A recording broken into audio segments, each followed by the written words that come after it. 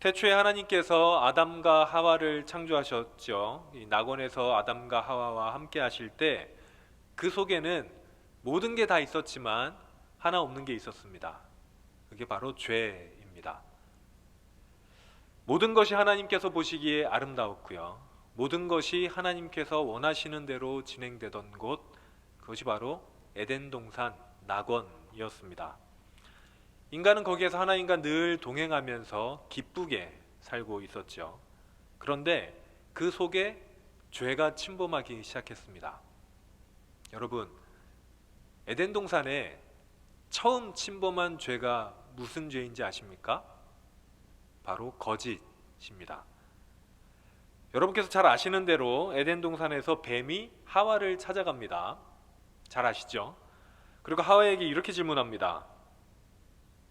하나님께서 정말 동산의 모든 나무의 열매를 먹지 말라고 하시더냐? 이게 바로 첫 죄가 생기는 장면입니다. 인류 역사상 온 세계 가운데 처음으로 죄가 생기는 장면이죠. 여러분, 이게 뭐가 잘못됐습니까? 뱀이 하와를 속이는 장면입니다. 그런데 그 시작으로 뭐라고 얘기했냐면 하나님이 정말 동산의 모든 나무의 열매를 먹지 말라고 하시더냐라고 이야기하는 거죠. 하나님께서 분명히 동산의 모든 열매는요, 아담과 하와가 먹을 수 있도록 하셨습니다. 딱 하나 금지하셨는데 바로 선과 악을 알게 하는 나무의 열매죠. 근데 뱀이 되게 교묘하게 하나님의 명령을 왜곡시킵니다. 하와의 불만을 끌어내려고 하는 것이죠. 여러분, 이 큰 흰색 종이에 까만색 점이 하나 찍혀 있으면 사람은 자연스럽게 시선이 어디로 가겠습니까? 점으로 시선이 갑니다. 마찬가지로 다 허용이 되었지만 딱 하나 허용이 안 되었을 때 사람은 무엇을 신경 씁니까? 그 안 되는 그거 하나에 신경을 쓰게 됩니다. 마찬가지로 뱀이 이것을 이용해서 교묘하게 하와의 불만을 끌어냅니다. 물론 이제 하와는 뱀한테 그렇다고 얘기하지 않았죠. 하나님께서 먹지 말라고 했습니다 라고 이야기를 하는데요, 그러자 뱀이 이제 두 번째로 거짓말을 합니다. 뭐냐면 너희가 그거 먹어도 죽지 않는다 라는 거죠. 분명히 하나님께서는 선악을 알게 하는 나무의 열매를 먹으면 죽을 것이라고 얘기하셨습니다. 그런데 뱀은 죽지 않는다 라고 얘기하고 이어서 죽는 것이 아니다, 오히려 너희 눈이 밝아져서 하나님처럼 될 것이다, 이렇게 얘기합니다. 이게 뱀의 정말 교묘한 거짓말이죠. 여러분, 선악과를 먹고 나서 인간이 어떻게 됐습니까? 죽었습니까 바로? 아니죠. 쫓겨났습니다. 자, 그럼 뱀의 말이 맞습니까? 바로 안 죽었잖아요. 그렇지 않고 원래 인간은 죽지 않는 존재였습니다. 인간에게 죽음이 원래 없었습니다. 그런데 선악과 사건 이후로, 죄로 인해서 하나님과 단절된 이후로 인간에게 수명이란 게 생겼습니다. 아담은 굉장히 오래 살았죠. 아담이 몇 살까지 살았는지 혹시 아는 친구 있습니까? 성운이었으면 알 수도 있었을 텐데 지금은 군대에서. 아담이 930세까지 살았습니다. 그렇지만 그 이후에 분명히 죽었죠. 뱀의 말은 거짓입니다. 하나님의 말씀이 맞습니다. 하나님께서 죽을 것이다 하셨고 죽었습니다. 그런데 뱀은 한 가지를 넣은 거죠.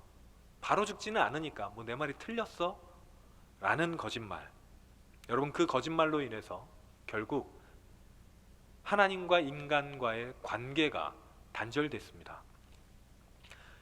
세계 최초의 죄인 이 거짓말은요, 우리한테 굉장히 익숙한데 굉장히 심각한 죄이기도 합니다. 왜냐하면 거짓은 거짓을 낳기 때문입니다.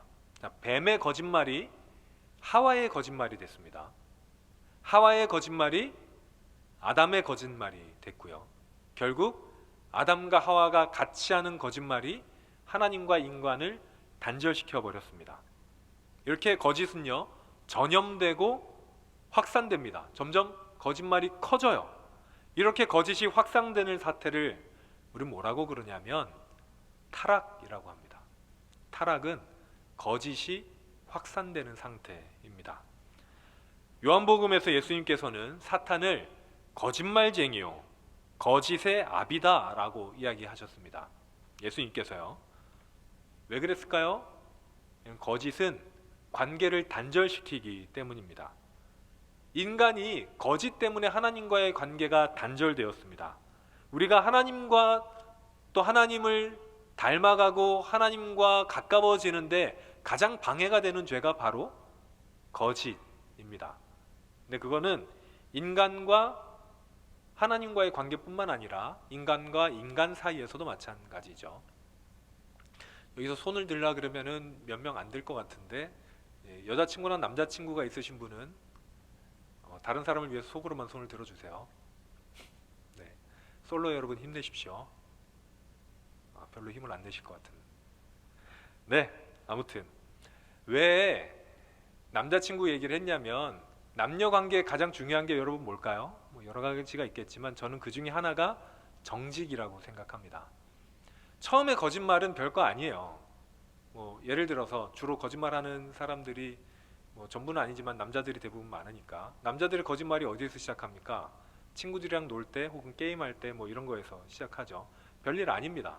그런데 그게 커지다 보면 결국 관계를 깨버립니다. 아무것도 아니잖아요, 사실. 처음 시작은. 그런데 그게 사람에게 신뢰를 주지 못하고 관계를 깨뜨리는 단초가 되는 것이죠. 그렇게 거짓은 우리와 타인 간의, 우리와 하나님 간의 관계를 깨뜨리게 됩니다. 요한 1서에서요, 요한은 하나님은 빛이시고 진리이시다 이렇게 선포합니다. 요한이 하나님에게 어둠이 전혀 없다고 얘기하시거든요. 자, 그리고 우리가 빛 가운데 거하면 우리는 하나님과 관계가 있고, 빛에 있지 않고 거짓말을 행하면 하나님과 관계가 없는 사람이다 라고 이야기합니다. 이게 굉장히 간단한 논리인데요. 자, 첫 번째, 하나님은 진리이시다. 두 번째, 거짓은 진리의 반대편에 있습니다. 자, 그럼 세 번째가 뭐겠습니까? 3단 논법으로 하면 거짓과 진리는 함께 있을 수 없으니 우리가 거짓말을 하면 하나님과 함께 할 수가 없는 거죠. 하나님이 진리이신데 어떻게 거짓과 함께 할 수가 있겠습니까? 거짓은 하나님을 반대하는 겁니다. 이렇게 거짓이 굉장히 큰 죄인데 우리는 사실 그렇게 느끼지 못합니다. 어렸을 때부터 우리는 거짓말을 하지 말라는 가르침을 참 많이 들었죠. 아무도, 어떤 부모님도, 심지어 사기꾼이라도 자기 자녀에게는 거짓말하지 말라고 가르칩니다. 그렇게 배우고 컸죠. 심지어 우리는 교회 다니는 사람들은 잘 아는 10계명에도 거짓말은 나와 있습니다. 혹시 몇 계명인지 아시는 분 있으세요? 제가 자꾸 묻는 거는 선물을 드리기 위해서. 없군요. 9계명에 나와 있습니다. 한번 10계명 외우는 것도 한번 해봐야겠어요. 9계명에 거짓 증거하지 말아라 라는 계명이 나와 있죠. 그렇게 우리는 어렸을 때부터 귀에 인이 박히게 거짓말하면 안 된다라고 알고 있습니다. 그런데도 우리는 거짓말을 너무 쉽게 생각해요. 왜 그럴까요? 그것은 인간이 자기에게는 관대하기 때문이죠. 그리고 거짓이 너무 익숙하기 때문입니다. 이 세상에 거짓이 참 난무합니다. 이제 조금 과장하는 것 정도는 거짓말로 여기지도 않습니다. 광고할 때 좀 부풀리고 과장하는 것 정도는 그냥 이제는 그거 원래 광고 기법이잖아 라고 이야기하면서 넘어가는 경우가 있죠. 친구들과 이야기할 때도, 나의 과거에 대해서 이야기할 때도 우리는 너무 쉽게 거짓의 유혹에 넘어가고는 합니다. 그래서 거짓은 어느덧 우리 습관이 되어 버렸죠. 여러분, 우리가 잘하는 거짓말이 무엇이 있나요? 우리는 100% 거짓말은 잘 하지 않아요. 우리 양심에 이제 너무. 그런데 90%의 진실에 5%, 10%의 거짓을 섞는 것을 너무 쉽게 생각합니다. 자, 여러분 여쭤볼게요. 90%가 진실이고 10%가 거짓말이면 그건 거짓입니까? 진실입니까? 거짓일까요? 진실일까요? 대부분 이렇게 물어보면 거짓이라고 합니다. 거짓이라고 얘기하죠. 그런데 내가 할 때는 거짓이라고 생각을 안 해요. 왜냐하면 우리가 너무 많이 했기 때문입니다. 너무 자주 했기 때문이에요. 이제 와서 이거를 죄라고 한다면 나는 그걸 견딜 수가 없습니다. 이제 와서 이것까지 죄라고 한다면 이건 너무하잖아요 라고 이야기를 합니다. 그런데 우리는 다 알죠. 그것도 거짓이 맞습니다. 그리고 거짓은 우리와 하나님과의 관계를 떨어뜨려 놓습니다. 그래서 우리가 하나님을 닮아가기 위해서 첫 번째로 해야 되는 일은요, 우리의 습관에서 거짓을 잘라내는 일입니다. 우리가 만약에 하나님을 만나기 전이라면, 구원받기 전이라면, 사실 그렇게 말해도 되나 모르겠지만 거짓은 별 상관이 없습니다. 어차피 우리는 하나님께 구원받지도 못한 상태였는데, 조금 더 세게 얘기하자면 어차피 지옥 가는 인생이었는데 거짓말을 좀 더 보탠다 한들 결과는 똑같잖아요. 그런데 문제가 뭔지 아세요? 구원받은 상태라면 거짓은 우리에게 치명적인 상처를 남깁니다. 이제 우리는 하나님과 가까워진 상태일 때, 구원받아서 하나님과 동행하는 상태일 때, 그때 행하는 거짓말은 우리를 하나님으로부터 떨어뜨려 놓기 때문입니다. 그래서 우리가 거짓의 습관을 버리지 못하면 하나님과의 관계가 가까워질 수가 없죠. 그래서 바울은 골로새 사람들에게 오늘 본문에서 이렇게 얘기합니다. 너희가 서로 거짓말을 하지 말라 라고 이야기합니다. 왜냐하면 우리가 거짓말하는 것은 아직 우리가 옛사람을 버리지 못했다는 증거이기 때문입니다. 그래서 바울이 이어서 이렇게 얘기합니다. 옛사람과 그 행위를 벗어버리고 새 사람을 입었으니 라고 이야기하는 거죠. 예전에는 세례 받을 때 옷을 입고 세례를, 우리도 옷을 입고 받죠. 그런데 그 세례 장소가 어디였냐면 냇가였습니다. 살아있는 물에서 세례를 주기로 되어 있었는데, 살아있는 물은 흐르는 물이거든요.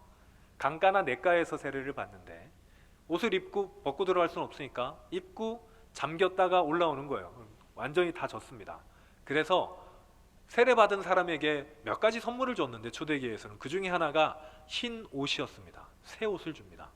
오늘 말씀이 그건데요, 옛사람을 벗어버리는 것은 그 젖은 옛날 옷, 세례받기 전에 나의 삶을 벗어버리는 거고요, 새 사람을 입는 것은 이제 새롭게 됐다는 증거로 깨끗한 정결한 흰 옷을 입는 것을 뜻합니다. 우리가 거짓말을 하지 말아야 되는 이유는 우리가 구원받기 전 옛사람의 존재를, 젖은 옷을 다시 입는 행위이기 때문입니다. 여러분 생각해 보십시오. 새 옷에 젖은 옷을 입으면 새 옷이 어떻게 되겠습니까? 젖어버리잖아요. 그 젖었다는 것은 우리의 옛사람의 습관을 이야기하는 것이거든요. 새 옷이 아무리 방수라도 계속 그거를 입고 있으면 스며들게 돼 있습니다. 그러니 여러분, 옛 잔재는 깨끗이 잘라내야 됩니다. 그렇게 해야 되는데 그 습관을 우리는 왜 그렇게 붙잡고 있는지, 우리가 그래서 우리 스스로를 빛 가운데로 보낼 수 있어야 됩니다. 빛 가운데로 우리를 보내야 합니다. 세상 그 누구보다도 하나님께는 먼저 솔직해지셔야 됩니다.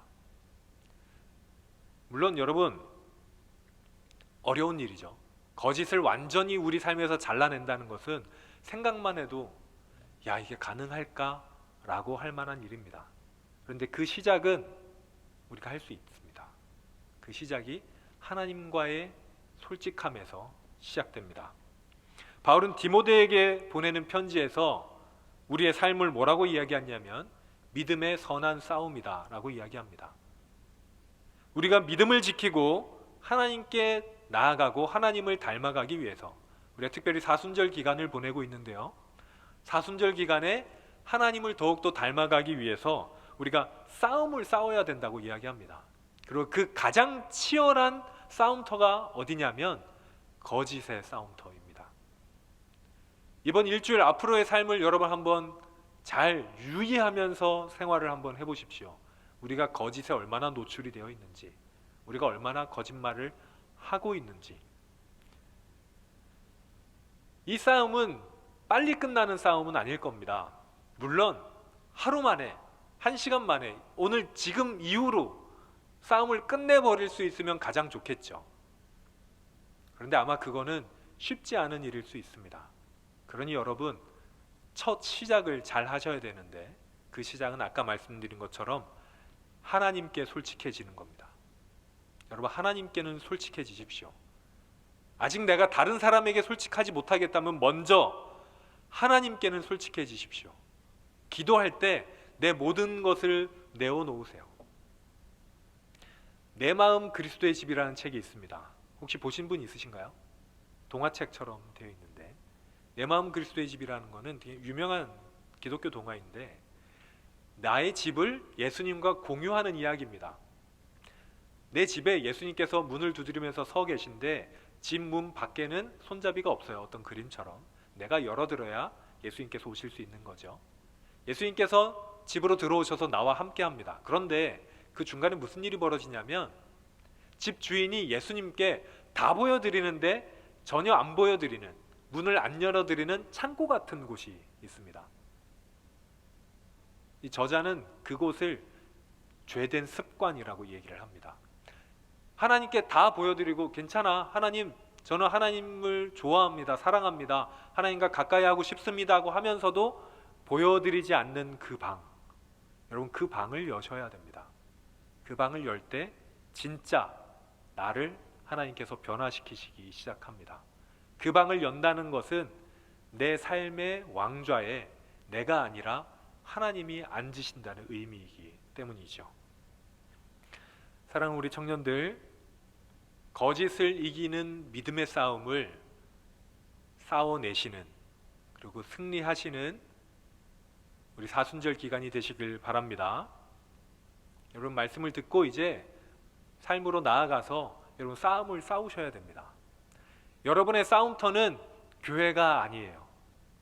여러분의 싸움터는 삶의 자리입니다. 교회에서는 목사님이 대신 싸워줄 수도 있을 것 같아요. 장로님들이나 우리 선생님들이나 옆에 있는 언니 오빠들이 대신 싸워줄 수도 있습니다. 커버해줄 수도 있죠. 그런데 우리 진짜 싸움터는 각자의 삶의 자리입니다. 여러분, 그곳에서 일주일간 치열하게 믿음의 싸움을 싸우시기 바랍니다. 그래서 조금씩 여러분의 삶에서 거짓을 덜어내시기 바랍니다. 그렇게 거짓을 덜어낼 때 여러분 분명히 아시게 될 겁니다. 내가 거짓으로 얻는 이득보다 정직으로 얻는 기쁨이 크다는 것을.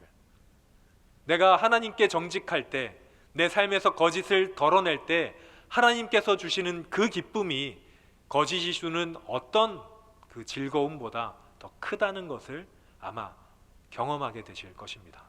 그러니 사랑하는 여러분, 여러분의 삶에서 거짓을 덜어내고 잘라내는 이번 한 주간 사순절이 되시길 바랍니다.